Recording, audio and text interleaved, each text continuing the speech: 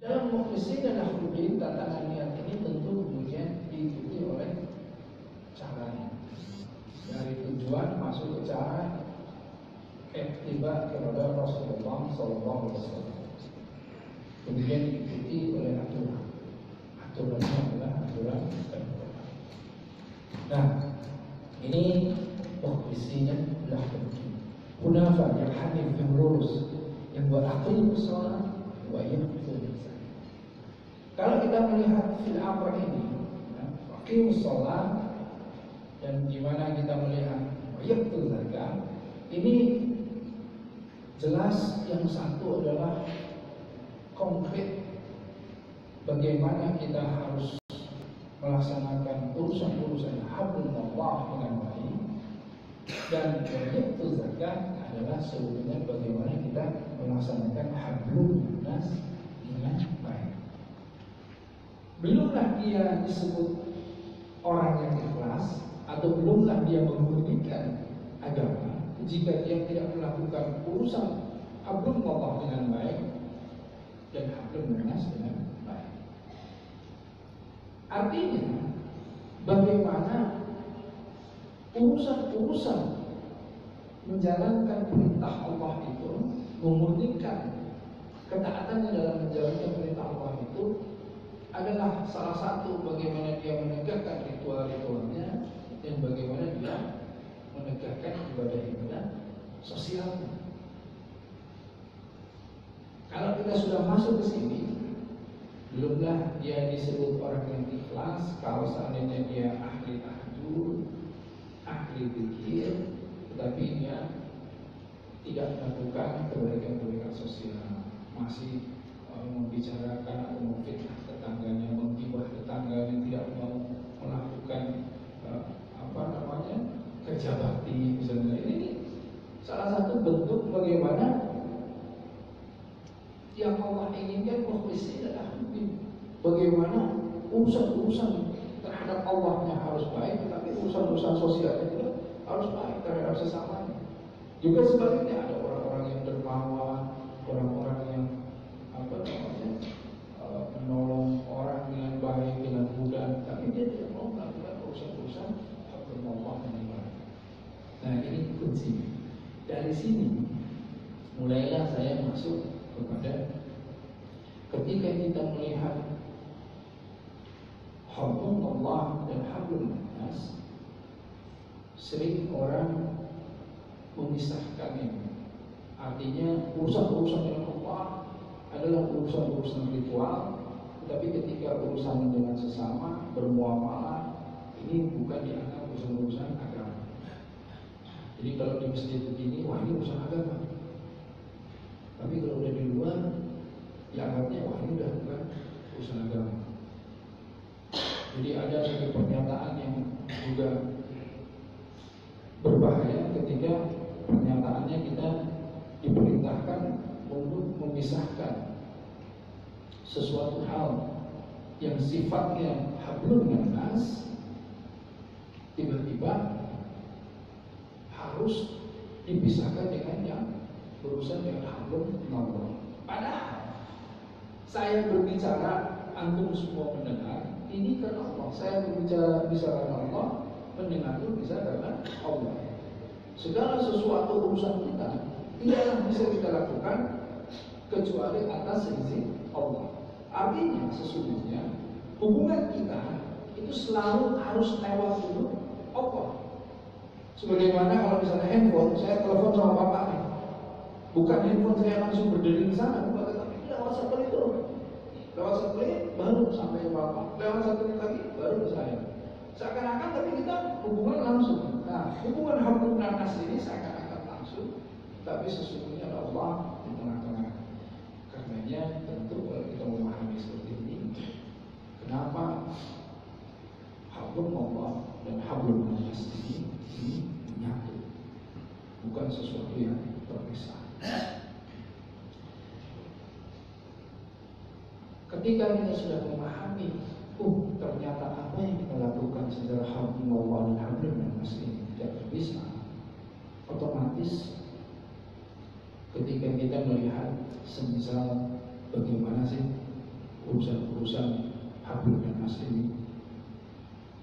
Rasulullah SAW sering mengingatkan kita bahwa al-muslimu kal-jasadi wahid, bahwa seorang muslim yang satu dengan yang lainnya ini adalah satu tubuh. Kenapa disebut satu tubuh seperti ini? Karena Rasulullah SAW ingin bahwa kita semuanya melaksanakan hablum dan nas itu, mengaitkan kepada Allah, dan bagaimana kita satu dengan yang lainnya saling bertukar manfaat, satu dengan yang lainnya saling tolong menolong. Karenanya di dalam konsep satu tubuh sebetulnya jelas sekali ketika kita sesama, misalnya sesama kompleks, ya, ini diciptakan ini satu RT, satu RW. Apakah kita sudah saling mengenal sampai satu tubuh, atau hanya mengenal saja? Contohnya ini, saling mengenal kan Pak ya, sama yang sebelah, betul nggak? Yakinlah saja. Tapi saya bertanya, Bapak tahu nggak makanan kesukaan yang sebelah?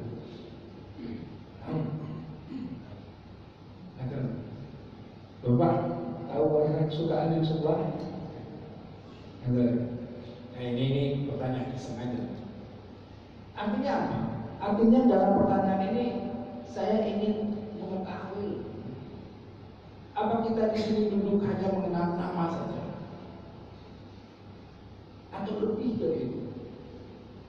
Karena kalau konsep bagaimana Allah memperkenalkan zatnya, Asmaul Husna, itu sebetulnya nama-nama Allah berhenti pada nama, atau apa yang terkandung di baliknya? Sifat Rahman, Rahim, Hayyu, Qayyum, ya kan? Itu sifat.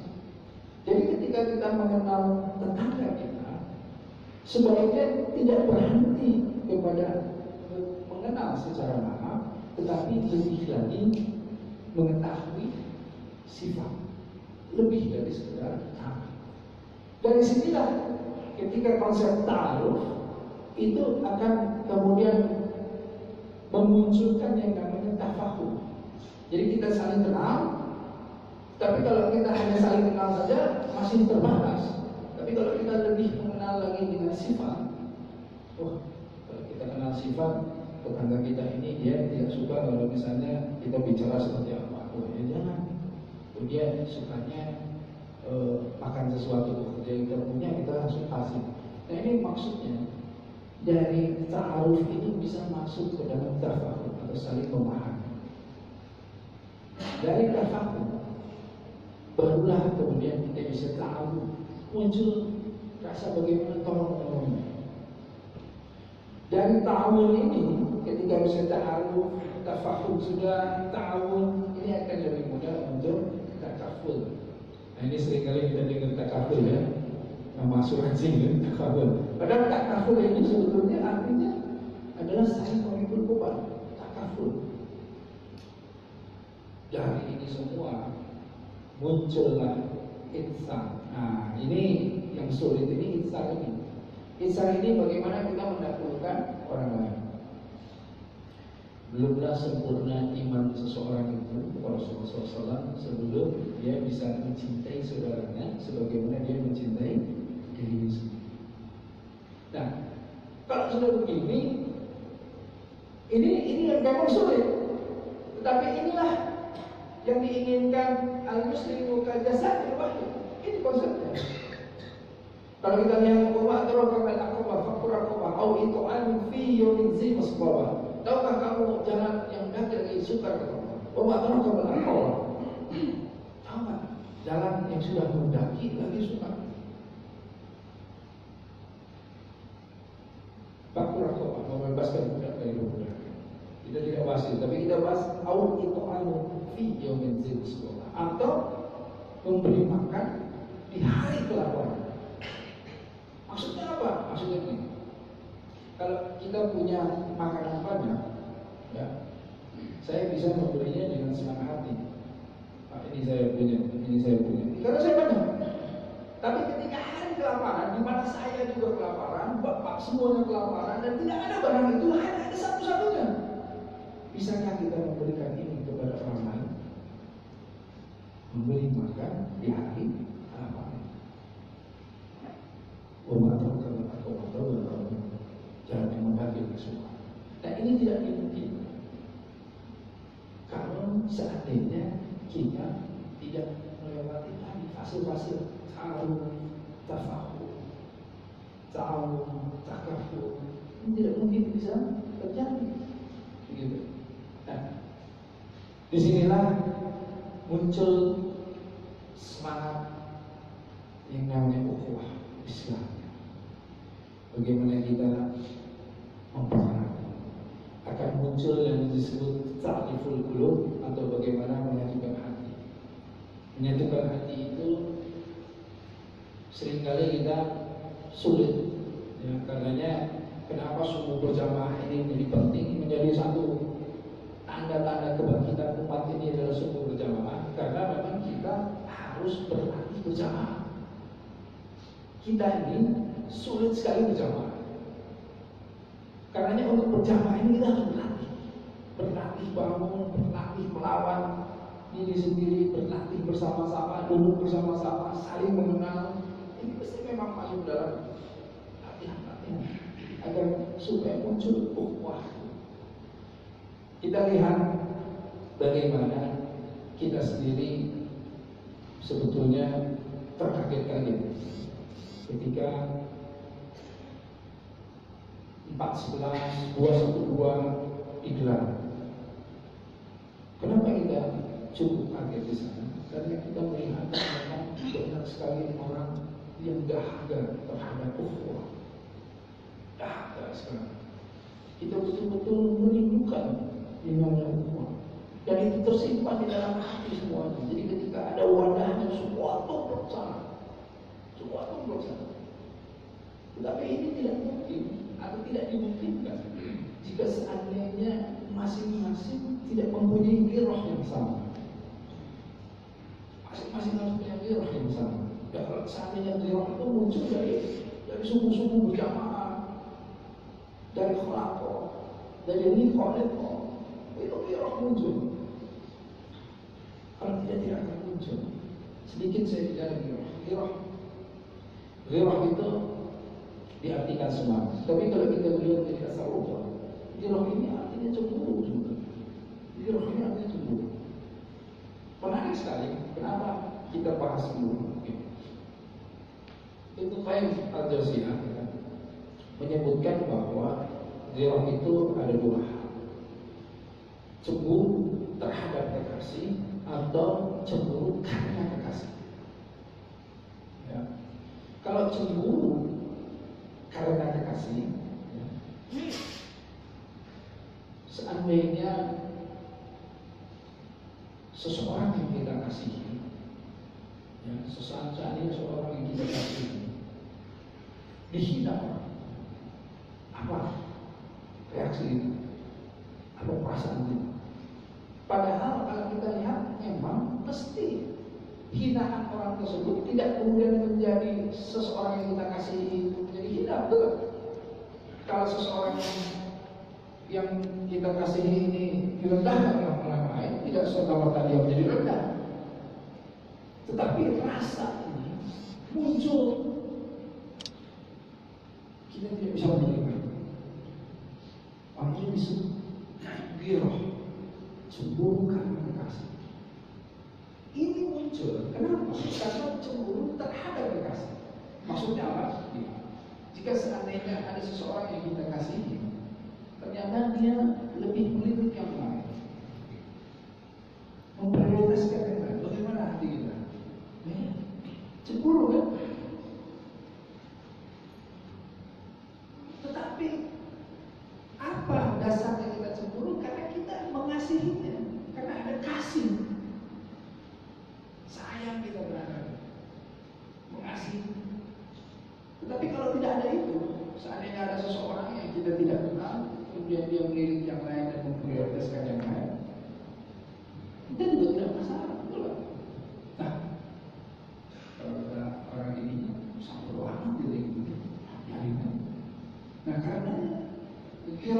bisa kita pahami ketika ada orang yang bilang bahwa Ustaz, untuk apa bela Islam? Untuk apa yang namanya bela Al-Quran? Allah nggak usah dibela, Islam nggak usah dibela, Al-Quran nggak usah dibela. Kita sulit menjawabnya. Memang ketika seseorang menistakan itu, tidak serta-merta itu menjadi nista. Ketika seseorang menghinakan itu, tidak serta-merta itu menjadi hina. Memang, tetapi ghirah inilah yang muncul, yang bangkit, yang tidak membela. Ini memang sulit dijelaskan kepada seseorang yang tidak mempunyai perasaan yang sama. Sulit menjelaskannya. Kalau kita punya perasaan yang sama satu orang yang kita kasihi ternyata dia dihina, kita punya perasaan yang sama. Tapi kalau kita tidak punya perasaan mengasihi dia, sulit kita menjelaskan. Nah, karena inilah yang menentukan. Nah, ketika giroh ini ada, giroh ini akan semakin lama semakin besar. Itu sama dengan bagaimana kalau seandainya anak kita perasaannya, bagaimana kalau istri kita, bagaimana kalau suami kita yang dihina. Nah, itu kan kita tidak merasakan. Ya. Semakin kita mencintai anak kita, semakin ketika dia dihina, semakin kita membela. Dan karenanya, kenapa kemarin bisa kita pahami banyak orang kemudian turun untuk menyatakan, untuk memperlihatkan apa? Ghirah. Nah, dan betapa indahnya ketika semua datang. Ini satu contoh yang bagus sekali. Ketika semua datang bersama-sama, berkumpul bersama-sama, menyatukan hati, ta'riful qulub di sini. Ini menjadi indah ketika tidak ada yang namanya anarkis, tidak ada yang namanya sesuatu yang menzalimi yang lain. Bahkan kalau kita lihat semangat Fathu Makkah, bagaimana Rasulullah SAW menaklukkan Makkah dengan memenangkan hati. Bagaimana menaklukkan Makkah dengan memenangkan hati. Jadi tanpa sedikit pun kekerasan. Kalau dilihat sampai dilarang untuk menghardik wanita atau anak-anak, dilarang untuk memukul binatang, dilarang untuk bahkan mematahkan ranting daun.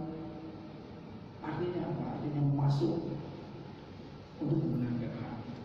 Nah, kekuatan sebetulnya ukhuwah Islamnya, kekuatan kita ini baru kita sadar kemarin ketika ada yang melakukan aksi 21.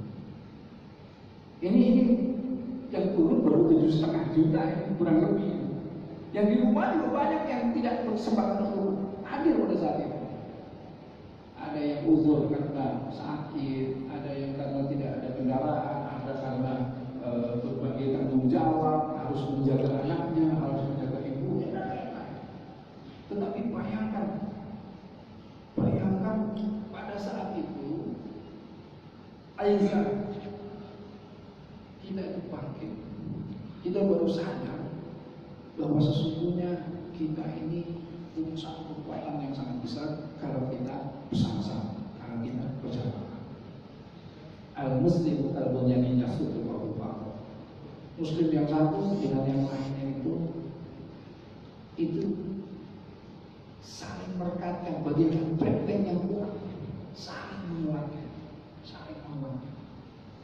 Nah, karenanya kalau kita lihat kalau zaman dulu betapa orang-orang tidak percaya diri terhadap keislamannya. Kalau zaman dulu orang-orang selalu merasa malu terhadap segala sesuatu yang terjadi terhadap keislamannya.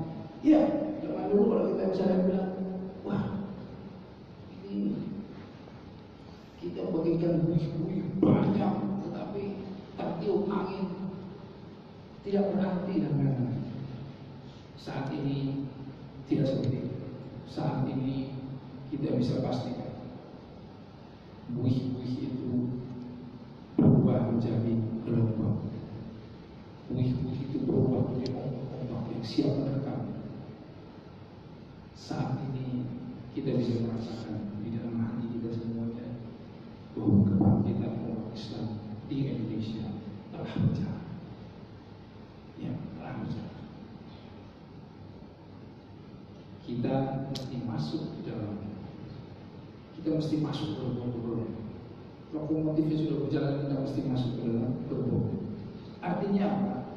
Artinya untuk terus menggairahkan ukhuwah ini, kita harus memperbaiki diri kita sendiri. Kita memperbaiki diri kita sendiri, kita memperbaiki kualitas kita memperbaiki semuanya agar supaya dengan kebersamaan ini menghasilkan segala sesuatu manfaat yang lebih besar. Kemarin saya banyak ketika membidani salah satunya operasi 212, ngobrol-ngobrol dengan beberapa pakar-pakar terus intens bahwa sesungguhnya umat muslim kemarin itu baru sadar bagaimana kekuatan dari beliau. Baru sadar setelah apa? Setelah mereka bersama-sama justru memboikot satu roti. Mereka baru sadar itu ketika ada salah satu merek roti yang kemudian dirasakan menyakiti hati umat Islam. Mereka sama-sama terus kemudian tidak mau membeli itu, dan tiba-tiba apa yang terjadi? Hanya dalam beberapa hari roti tersebut kemudian turun. Tidak ada yang mau makan. Sampai akhirnya dibagi gratis pun tidak mau. Bayangkan. Kalau kita hitung 4 juta satu hari roti itu laku dengan harga 15.000 saja atau 10.000 lah mudahnya. Satu hari 4 juta kali 10.000 itu sudah miliar ya. 4 juta kali 10.000 400.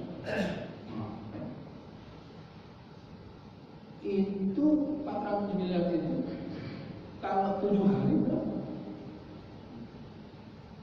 Nah, artinya apa? Artinya kalau kita berjamaah, kalau kita bersatu sebetulnya banyak hal yang bisa kita lakukan. Tentu untuk sesuatu yang bukan yang destruktif, tentu untuk sesuatu yang positif. Tetapi ini yang kemudian dibahas untuk apa? Oh, kalau umat Islam di Indonesia bangkit, bangun benar-benar, apa yang bisa kita lakukan? Banyak hal bisa kita lakukan. Ini raksasa tertidur. Kemarin waktu 212 raksasa aja belum bangun, baru melek sedikit aja, baru gitu aja. Tapi orang-orang udah takut semua. Baru melek sedikit, baru gitu, belum bangun. Tapi semua udah mulai wah, apa yang banyak yang bisa dilakukan. Gitu. Nah, kalau kita melihat gelombang ini semakin lama semakin besar, para ulama menjaga ini supaya kebangkitan umat Islam ini kemudian semakin lama semakin bergelora. Dengan apa? Dengan cara bagaimana kita melakukan suku berjamaah. Salah satunya suku berjamaah penting sekali. Kalau kita lihat di Turki bagaimana mereka melakukan ini, kita ini terkagum-kagum. Ya. Karena apa? Karena bukan hari libur saja. Ini jadi masalah. Kita masih proses, insya Allah. Ketika di hari libur, alhamdulillah, sudah masuk. Nanti tidak hanya hari libur, jamaah salat subuh itu bahkan sama dengan salat Jumat. Insya Allah. Nah ini penting. Penting kita lihat bagaimana ukhuwah ini kemudian bangkit. Zirah ini bangkit. Saya ingin bercerita begini. Ini nyata. Ketika satu hari saya datang ke satu rumah sakit karena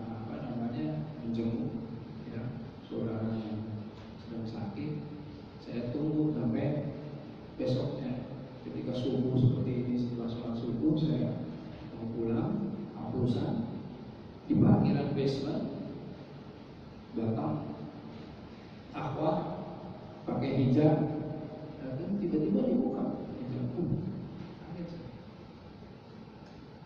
Datang satu lagi, dibuka juga. Tadinya saya pikir kalau satu orang, saya ya mungkin dia lagi galau, mungkin aja gitu saya pikir gitu ya. Tapi kalau sudah dua, saya kaget ini ada apa ini. Kemudian saya tanya kenapa kok hijab jadi buka? Karena saya pakai peci ya, dia langsung jawab peraturan di rumah sakit ini tidak memperbolehkan para perawatnya memakai hijab. Apa yang bisa kita lakukan? Terbakar sebetulnya hati ini. Tapi apa yang bisa saya lakukan? Karena rumah sakit itu bukan milik kita, bukan umat muslim.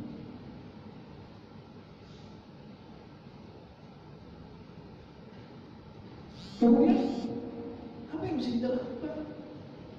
Sebenarnya bukan mudah.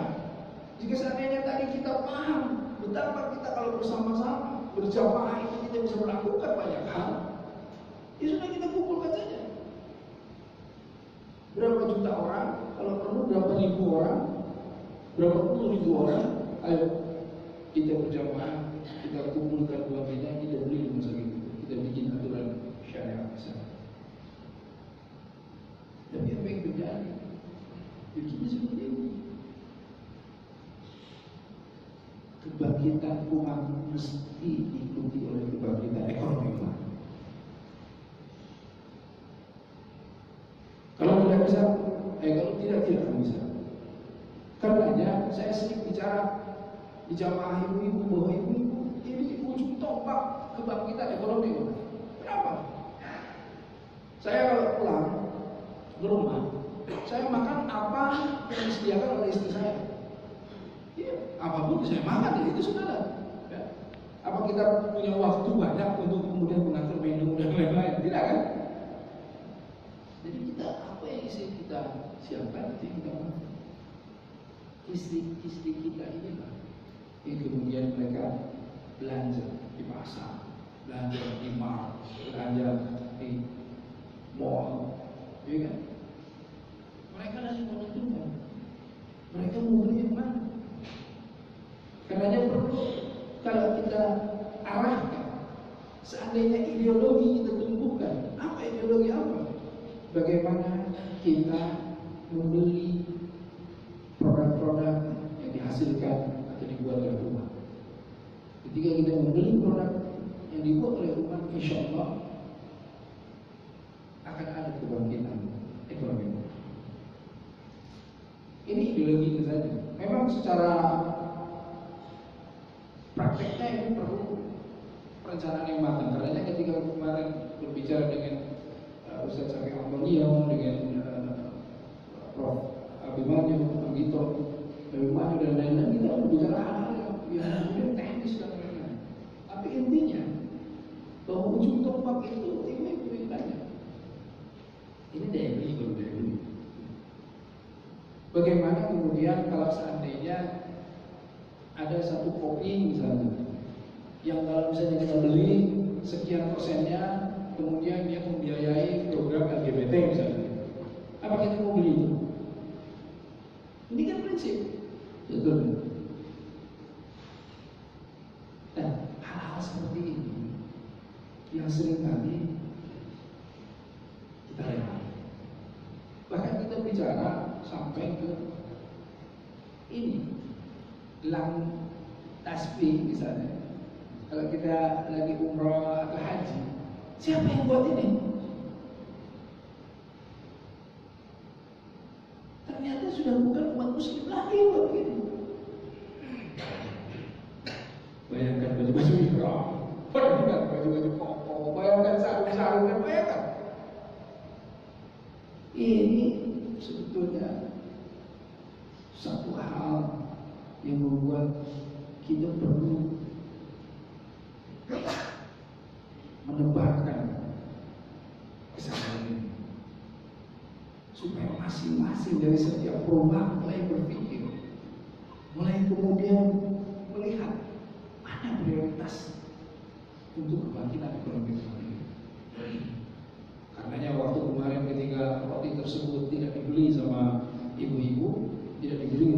ibadah, kemudian saya bicara, ayo buat saja ibu-ibu yang bisa bikin roti buat bikin. Dan insya Allah ayo tetangga-tetangganya beli, ayo support, ayo fasilitasi. Nanti kalau semakin lama semakin dibeli, dia akan juga semakin berkembang, dia akan semakin kualitas semakin tinggi. Tapi kalau ditinggalkan, sampai kapan? Saya bicara sama banyak pemuda-pemuda, jangan kemudian pesimis. Mau bikin ini, ini udah pabriknya besar, mau bikin ini, ini udah ada, mau bikin ini. Jadi akhirnya mereka nggak mau bikin apa-apa. Akhirnya mereka konsumtif, membeli saja. Tidak ada satu pikiran pun bagaimana kita memproduksi. Akhirnya gini.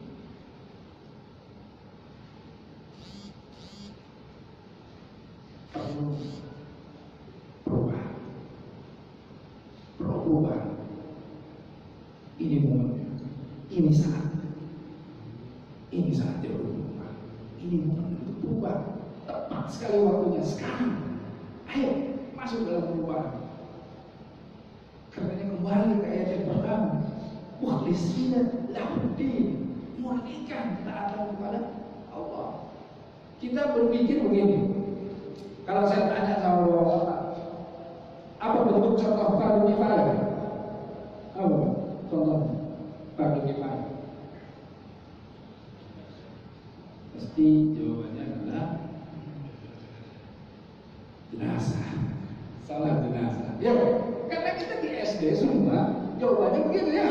Di SD diajarinya bentuk contoh fardu kifayah adalah padahal sesuatu yang hidup lebih utama daripada sesuatu yang artinya apa? Ketika dalam satu lingkungan ini tidak ada yang jual beras, tidak ada yang menjual makanan primer, kita fardu kifayah. Jadi bukan hanya menyolati atau mengurus jenazah, tetapi juga untuk urusan-urusan bagaimana melangsungkan kehidupan itu fardu kifayah. Kalau makanan tidak ada yang jual makanan halal, apa yang terjadi? Fardu kifayah. Kita harus turun. Ketika kita di lingkungan ini, ini nggak ada yang jualan ini nih, turun ya.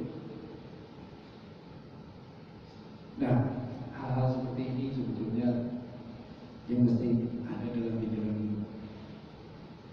Tapi ini tidak akan mungkin terjadi kalau tidak semangat kuat tadi. Balik lagi. Karena saya bilang kenapa saat ini saat yang tepat untuk bangkit. Karena bagi roh muncul, izahnya ada, kuat kemudian mulai bangkit. Saat ini saat yang tepat. Gitu. Mari semua kemudian berkarya di dalamnya, isi dengan karya-karya, jelas. Gitu. Insya Allah kemarin saya bertemu dengan banyak pemuda, saya bikin youth spirit movement gitu ya, saya bikin kumpulan anak muda untuk membuat prestasi, membuat karya, membuat macam-macam, gitu. Supaya mereka fokus untuk mengisinya. Nah, tetapi jelas bagaimana kita terus mengkaitkan konsep hablullah dan hablum minanas tadi. Nah inilah insyaallah apa-apa yang bisa saya share sebelum saya buka tanya jawab. Insyaallah mudah-mudahan ada yang menambahkan atau ada yang memberikan masukan. Baik Ustaz, terima kasih. Jadi tadi yang saya sampaikan memang harapannya dengan konsep citra diri mengaji suruh jamaah dan dosen di Masjid Jemaah ini, jamaah subuh bisa seperti halnya jamaah Jumat. Kalau Jumat masih itu penuh sampai dengan lantai atas, penuh sampai dengan Selasa di luar. Nah itu mungkin kita bersama. Bapak Ibu dan jamaah sekalian, baiklah kita akan lanjutkan dengan sesi pertanyaan dan jawab. Kepada jamaah sekalian boleh kita berikan kesempatan satu-satu.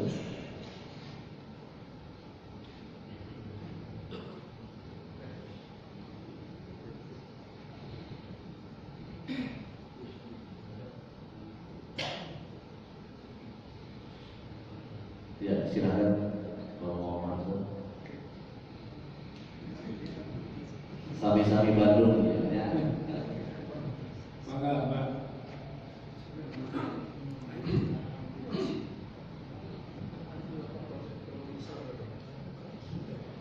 Konsep apa Pak?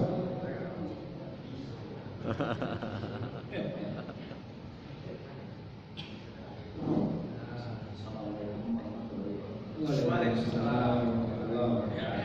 Jadi Pak Ustadz mau menanyakan soal konsep ekonomi Islam itu yang jitu apa sasarannya? Yes.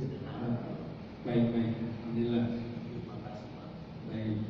Saya sebetulnya tidak berkompetensi ya. Ini untuk menjawab ini saya tidak paham sebetulnya. Saya hanya bisa sedikit menyampaikan bahwa sesungguhnya yang dibicarakan oleh para ahli-ahli tersebut, kalau kita bicara masalah konsep ekonomi lingkungan, itu tentu kita masuk kepada sesuatu yang pertama yang primer, yang sekunder dan tersier, pasti itu. Nah, hal ini yang jelas bagaimana dari kebutuhan ini itu kita bisa menjadi produsen-produsen. Nah, ini sesuatu yang sederhana saja, bagaimana menjadi produsen. Tetapi menjadi produsen inilah yang kemudian menjadi hambatan di berbagai sisi. Nah, kalau kita kemarin berbicara tentang bagaimana koperasi tersebut, tentu untuk shortcut butuh modal untuk shortcut. Jadi kenapa kemudian ada gelora masing-masing menjadi koperasi? Karena disinilah orang-orang bisa sama-sama berjamaah mengumpulkan modal tersebut dengan modal yang cukup terjangkau gitu ya untuk setiap orangnya, tetapi jumlahnya bisa sangat banyak. Jadi kalau misalnya kita kemarin bicara dari 250 juta penduduk Indonesia, seandainya kita potong yang dengan kasar 50% dipotong lagi, itu setidaknya kita targetnya 25 juta orang itu bisa kemudian 212.000 kalau salah itu menyertakan modal 212.000 dari 25 juta orang. Nah, itu modal awal. Nah, kemudian bagaimana masuk ke dalam ininya saya kurang paham ya, tapi yang saya dengar aja ini begawan bicara wah ini mesti pasar dihidupkan ini, karena kan kalau misalnya yang kemarin kita dengar kita mau bikin mart misalnya, kalau kita bikin mart barangnya dari mereka lagi sama aja, iya kan, sama bapak bikin mart gitu, barangnya dari mereka sama, toh bapak cuma 2-3% ya kalau dalam keuntungannya kan, 2-3% kecil sekali gitu. Jadi itu tidak berjalan, karenanya bagaimana kemudian para pegawai ini bicara bagaimana kita dari hulunya ini gimana katanya gitu. Jadi bukan maafnya tapi hulunya gitu, produk-produknya. Karenanya bagaimana kemudian gerakannya menghidupkan pasar-pasar tradisional. Bagaimana mengubah pasar tradisional menjadi sesuatu yang dibayar atau bisa nyaman masyarakat untuk belanja di saat dihidupkan kembali gitu. Nah, konsep-konsepnya ke sana. Nah, kalau itu keberpihakan kepada umat, jelas. Itulah. Saya dengar saja gitu, wah ini ada ini. Tapi saya nggak paham sebenarnya Pak ya. Tapi ini apa yang saya dengar dari mereka yang ahli. Kemudian bagaimana kita itu pertama untuk shortcut itu bagaimana mengumpulkan modal ini menjadi penting sekali. Nah, inilah yang kemudian ketika dipercayakan koperasi 212 yang dipimpin oleh Dr. Syafie Mautania inilah yang kemudian perlu merumuskan hal-hal ini. Hanya mungkin perjalanannya karena kita harus hati-hati, regulasi dan lain-lain, jadi agak lambat. Tapi intinya kenapa saya yakin semuanya suka atau setuju terhadap ini, buktinya ada berbagai yang muncul juga. Walaupun ini sebaiknya satu komando gitu, tapi kemunculan yang ini juga artinya betapa umat ini sebetulnya ingin segera melangkah gitu. Insya Allah itu sedikit saja Pak ya, tidak menjawab semuanya tapi sedikit saja. Ya, baik Ustaz, terima kasih. Kemudian Pak Sayyidi silakan. Assalamualaikum warahmatullahi wabarakatuh. Waalaikumsalam. Terakhir kan, ini kan mau ada gerakan 313 kalau di medsos ya, biarnya begitu. Dan juga GNPF MUI ini kan sebenarnya sudah lama tidak ada kegiatan. Nah, mohon di-sharing juga, kita kan sekarang masih di ketua media center gitu ya. Barangkali ada yang informasi A1 yang bisa di-share ke jamaah yang hadir di sini. Mungkin gitu saja. Assalamualaikum. Saya sebetulnya tidak mau GNPF, tapi karena dibuka ya sudah ya. Masya Allah. Beginilah. Jadi kenapa GNPF MUI itu sekarang namanya kok nggak kedengaran lagi? Kan gitu ya. Dari semenjak beberapa bulan kemarin, para ulama, para pimpinan merasa bahwa nama GNPF MUI ini menjadi satu hal yang membuat beberapa pihak merasa tidak nyaman, ya, merasa tidak nyaman dengan nama GNPF MUI ini. Akhirnya bidikannya membuat orang-orang yang di sekitar GNPF MUI ini menjadi mempunyai beberapa kesulitan. Orang bikin acara di Pulau Seribu pakai nama GNPF MUI, ketika para pimpinan di sana, ulama di sana nggak masalah, ketika pulang masalah, pihaknya ini semua masalah. Ketika banyak hak. Nah ini membuat para pimpinan kemudian bicara bahwa apalagi dalam skala intensitas politik yang naik di pilkada di Jakarta ini, kemudian para pimpinan ingin GNPF MUI untuk diredam dulu agar semua fokus kepada bagaimana pemenangan pemimpin muslim. Karena kalau GNPF MUI yang ada di depan, dia yang muncul, dia akan kemudian diseret-seret bahwa tuh kan kita sudah bilang dari awal bahwa GNPF MUI ini bukan urusan penistaan, tapi urusan pemilihan gubernur. Dan itu yang kita tidak mau.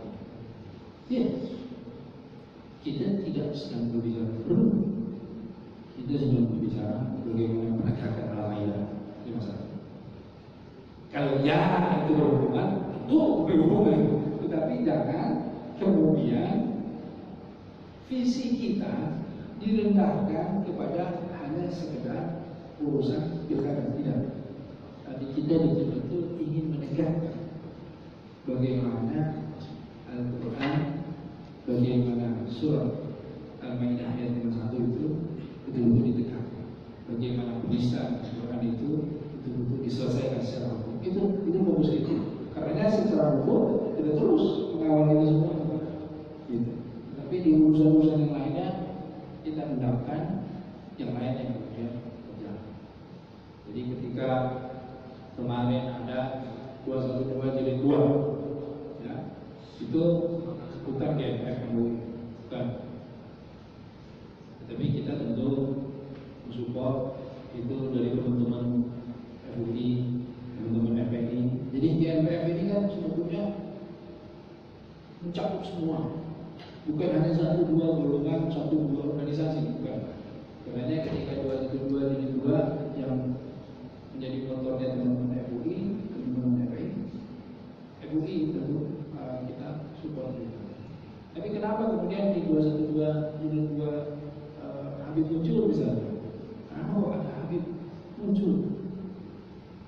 Pada saat itu kalau kita tahu ada di lapangan, kalau Habib tidak muncul, tidak ada yang mengubah. Itu jadi masalah. Tidak ada yang mengubah. Pada saat itu, siapa yang bisa mengubahkan? Makanya pada saat itu juga dimintalah kesediaan Habib untuk datang, untuk kemudian hanya datang berbicara sedikit dan membubarkan masa. Karena kalau tidak mengubah. Tapi kemudian digorenglah bahwa ini gerakan lain-lain. Nah, kemudian dalam konteks 3-3 ini sebetulnya juga menghubungi teman-teman dari mahasiswa, teman-teman dari beberapa organisasi yang kemudian menggulirkan ini. Tetapi GNPF MUI tidak kemudian berada di depan. Kita tidak memakai nama GNPF MUI, pimpinan-pimpinan GNPF MUI pun tidak terlibat di sana. Tapi ini murni dari teman-teman mahasiswa dan beberapa organisasi-organisasi, salah satunya MUI. Para mahasiswa ini tentu bukan hanya para mahasiswa, kita semuanya juga sebetulnya geram terhadap proses hukum yang berjalan. Nah, inilah yang kemudian akan diminta oleh para mahasiswa di beberapa organisasi tersebut. Tapi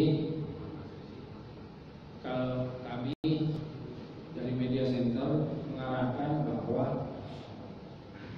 mohon umat Islam di Jakarta khususnya fokus bersiap untuk turut mensukseskan, memenangkan pemimpin muslim.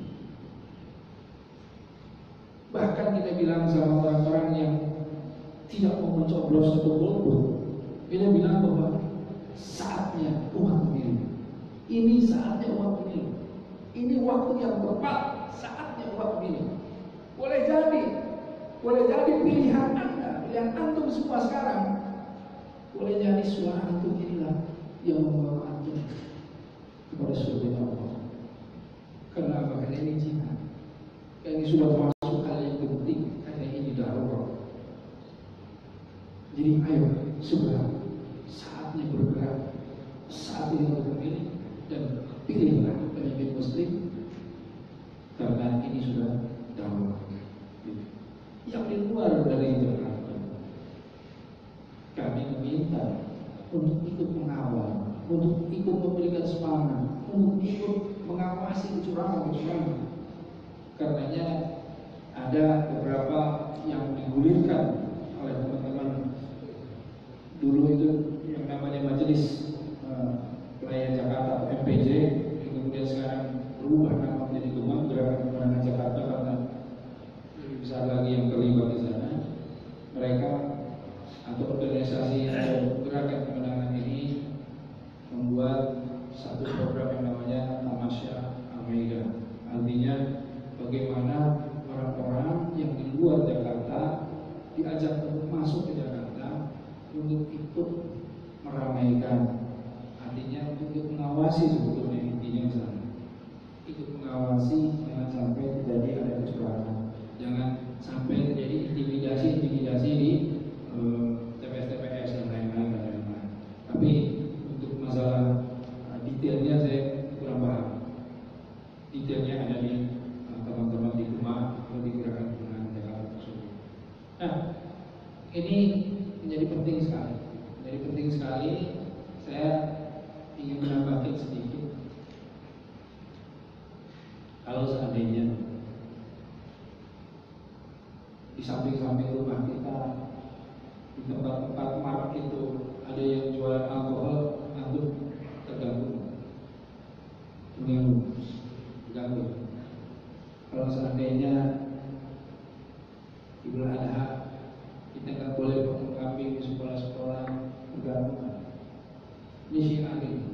juga dilarang, terganggu.